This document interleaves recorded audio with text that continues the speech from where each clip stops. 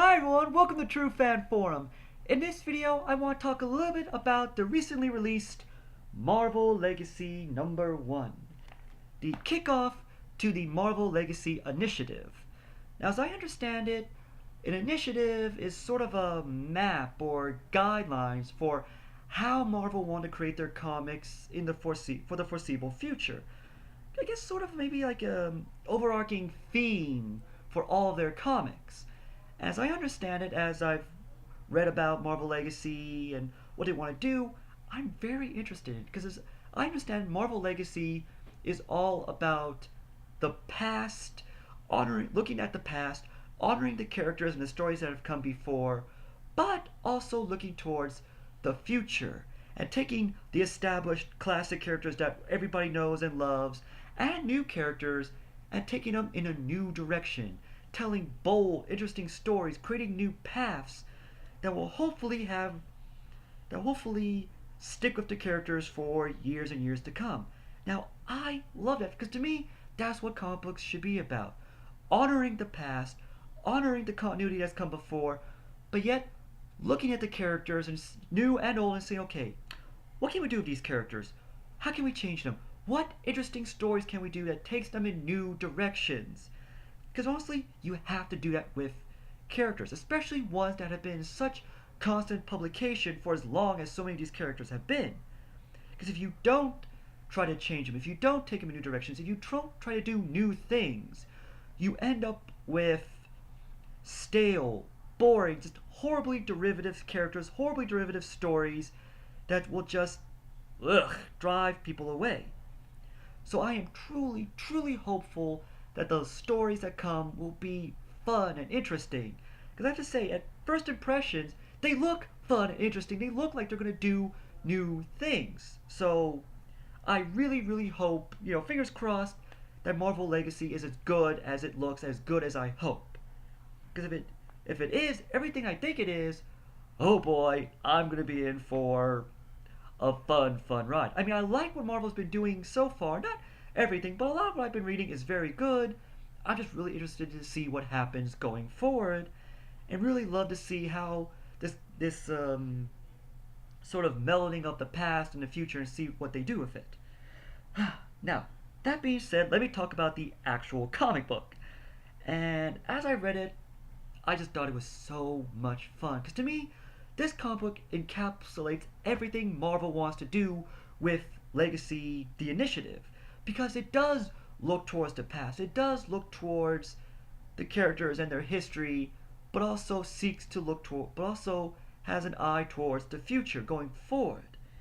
Now, to me, that does it in two ways. First off, there's the, as I believe someone called it, the frame story, which involves, as you may have heard, the prehistoric Avengers, or the Avengers BC, whatever you want to call them, which is basically a group of superpowered individuals that banded together 1 million years ago to defend the primordial Earth. And I've got to say, that very idea of prehistoric Avengers struck me as cool. And when I first heard about it, and as I read the story, it's cool. It is awesome. Because it's got just these wonderful ideas. Because the primordial Avengers, or excuse me, Avengers BC, whatever, consist of a very young Odin, as well as the incarnations of the Phoenix, the Black Panther, the Starbrand, Iron Fist, Agamotto, that era's Sorcerer Supreme, as well as the Ghost Rider. And I just love the look of the, because again, it's rough and it's sort of savage, but yet there are glimpses of the characters that define the characters to come.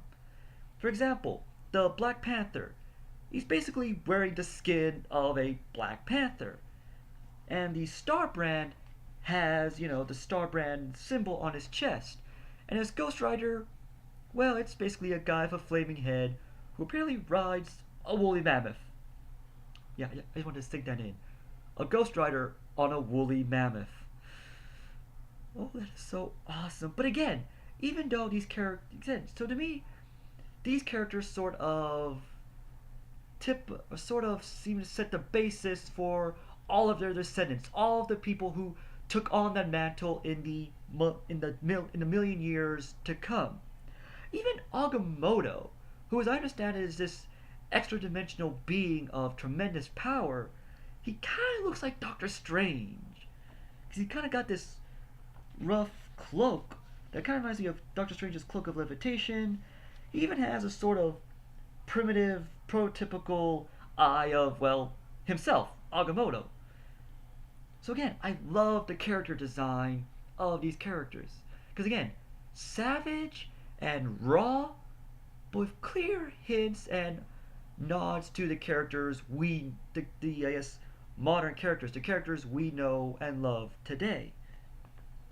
And again, and so, yeah, you've got the Avengers BC squaring off against a Celestial.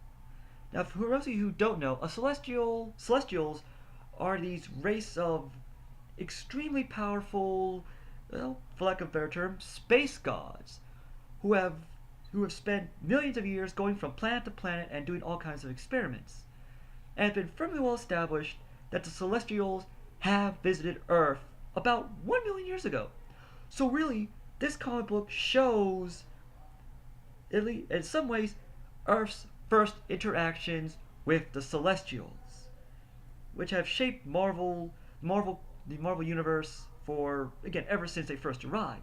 So again, here's that wink and a nod towards Marvel's past, towards their history. Now, jumping forward, you see sort of the descendants, the modern day, I guess you would say, bearers of all those identities. You see the current Ghost Rider, the current Starbrand, and the current Sorcerer Supreme, and it gives hints and nods that whatever the Avengers BC did in the past will have echoes and ramifications today. So again, I love that. Marvel, this comic book also looks towards the future because, in addition to this, as I said before, people called it a framing story. You see, it cuts to glimpses of other characters and other stories, and gives a hint for the storylines to come. For example, there's a little look at Thor and the storylines to come in the Thor comic, and also storylines of what Captain America, Steve Rogers will be doing, and even the Hulk. So again, little hints, little nods, little tantalizing teases at what's going to be happening in various comics to come.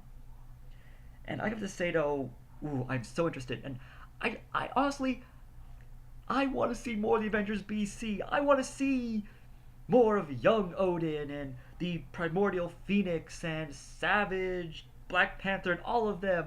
And really, I want to see the Ghost Rider riding a woolly mammoth. Come on, Marvel, give me more woolly mammoth. Now, but I'm sure we'll see him again because, as I understand it, Marvel is not going to be doing any of their large events for a while, which is one criticism I can understand that people have had about Marvel is that they've done way too many events. It gets really tiring and really frustrating and really expensive, especially if you try to get all the tie-in issues to so many events, like I've been trying to do. Ooh, oh, my poor bank account. I'm happy I got the issues, but at the same time, it's like, my money. But again, so anyway, Marvel's not going to be doing any events for a while, though. I think I heard someone say 18 months. But I gotta say, when Marvel does do events again, I can easily see the story that's in this comic being, and the ramifications being the first major event. And I certainly hope so, because it seems like it deserves its own event. Even if all that means is we get to see more of the Avengers BC. As I said before, I want to see more of them. I love the looks, I love the idea, I want to see more. So here's hoping that the first big event will touch upon the Avengers BC, the Celestials, and everything they did, and the ramifications it has for the current day. It really does seem like it hints to do that. Let me give a quick note on the artwork, which I just loved. The artwork was done by Esad Rabik, I hope I'm pronouncing his name correctly, and Steve McNiven, with colors done by Matthew Wilson. Oh, they just did a fantastic job. I love their artwork. It's beautiful, especially, like I said before, the work done on the Avengers BC era. oh, it's beautiful, it's primal, it's got a roughness to it that I just love, and it fits with the idea and the timeline of of that time. Now, also, there's a lot of also like additional artists. Basically, like I said before, with all the little hints and nods they're doing towards the various comics, the the additional artists are actually the ones working on the various comics. So, what I said before, it has a little hint towards the very near future Thor storylines. So it had the artist who does Thor. It also has the artist who's going to be doing the Captain America. I believe the artist who's doing the new Marvel 2-in-1, and again, a lot of really talented people giving their hints and nods, and kind of displaying their style for their own comics. So I just love that.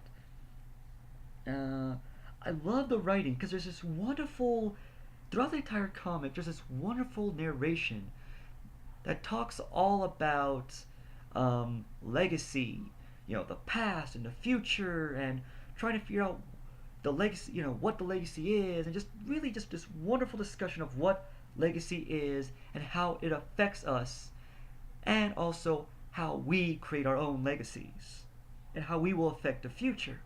And so I just love that narration. I'm not going to spoil who the narrator is because it doesn't say because it reveals the narrator at the very end. So if you haven't read the comic, I'm not going to spoil who it is. Although I will say though, it's very, very interesting who the narrator is for this comic. So I just love that artwork. So I just love that monologue, that narration, that really focus on legacy. Oh, and another thing I want to discuss are character returns. Now, one thing Marvel Legacy promises to do is bring about the return of various classic characters. Some people who have been away for a while but are coming back. And this very comic does bring back a certain fan favorite character. You probably know who it is, but if you don't know who it is, I'm not going to spoil it for you. Hopefully you'll find out by reading the comic.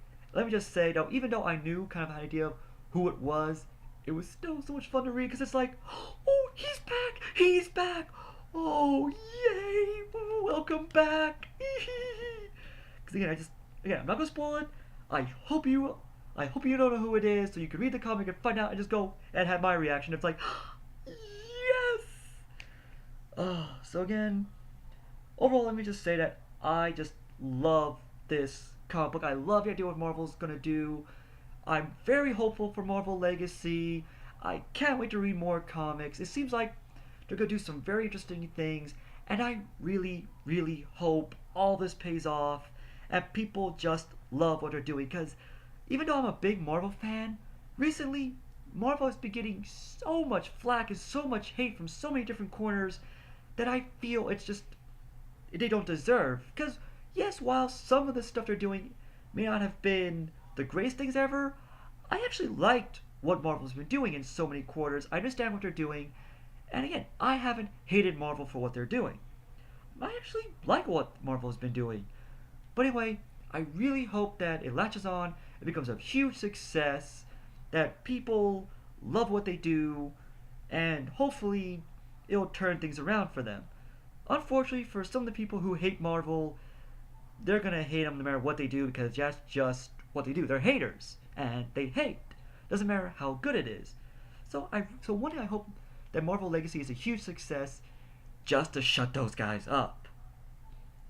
So again, Marvel Legacy, it's a good comic book. It's worth the money.